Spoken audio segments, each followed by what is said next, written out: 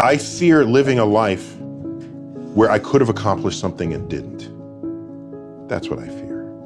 I don't fear death. You don't fear the unknown? I love the unknown. I love the, you know what I want on my tombstone? On my tombstone, a quote from Horace Mann, the great educator.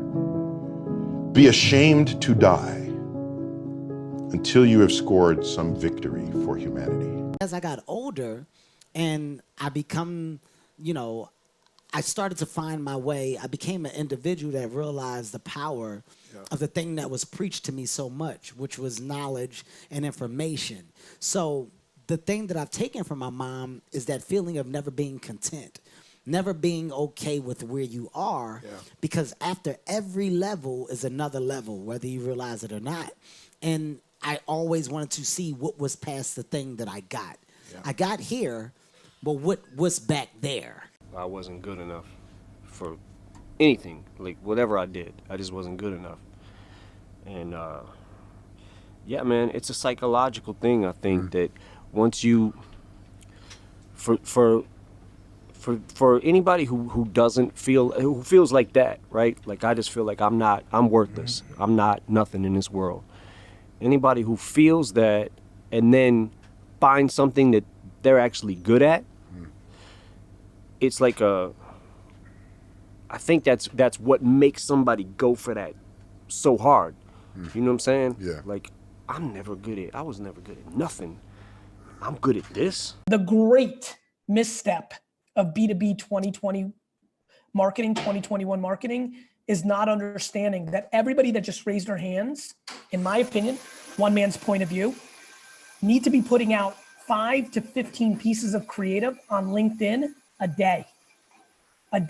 The best things that have happened to me did not require any more thought.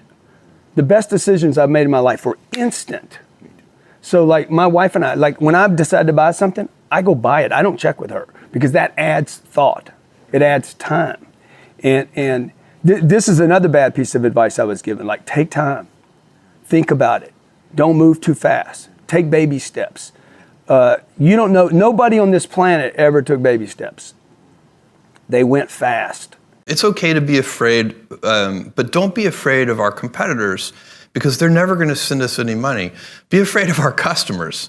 And if we just stay focused on them and instead of obsessing over this big competitor that we just got, we'll be fine. It's not what happens that determines your future. It's what you do about what happens. Direction determines destination. All you got to do is make a little change in direction to arrive at a brand new destination in 2 years, 3 years, 5 years. When you're 25, you can be an idiot. It's no problem. Even when you're out in a job search, it's like, well, you don't have any experience and you're kind of clueless. It's yeah, you're young, it's no problem. That's what young people are like, but they're full of potential. Okay, well now you're the same person at 30.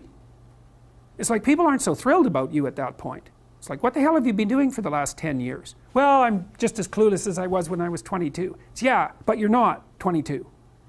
You're an old infant, right? And that's an ugly thing, an old infant. So part of the reason you choose your damn sacrifice, because the sacrifice is inevitable, but at least you get to choose it. My mother was very pragmatic. She had a traumatic life in the sense that her life was turned upside down when my original dad died. She really believed in financial independence. She didn't want someone to have control over her destiny. And so from a very early age in her life, she started putting away 20% of her income from her salary. And when she passed away, I got a call. I'm the older brother between my brother and I from the executor of the estate, and he called me and said, "You've got to come down here. Your mother died a very wealthy woman." I said, "No, that's not possible. We're middle class." He said, "No, you got to come down here." And lo and behold, I saw the effects of 55 years of compound dividends and interest. She never spent the principal, only the interest and the dividends. That was her philosophy. And when she didn't spend that, she let it compound. It's exactly what I do today. I've followed her footsteps right to the T. If you want to be a great player, if you play every single day, 2-3 hours, every single day, over the course of a year, how much better are you getting? Most kids will play maybe, an hour and a half, 2 days a week. Right. do the math on for that. their It's not. season It's not or- going. yeah. It's not going to get it done.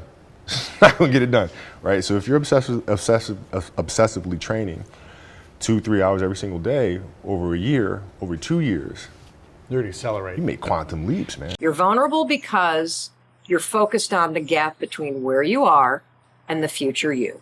So first things first, let's narrow the focus and let's focus day to day, moment to moment on what you're doing.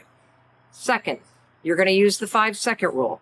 The moment you feel yourself cheating on your diet or being drawn toward food you shouldn't be eating, count backwards. 5, 4, 3, 2, 1. That will quiet all of the garbage in your mind. It will awaken your prefrontal cortex, and it will point you toward your goal, which is sticking to that damn diet.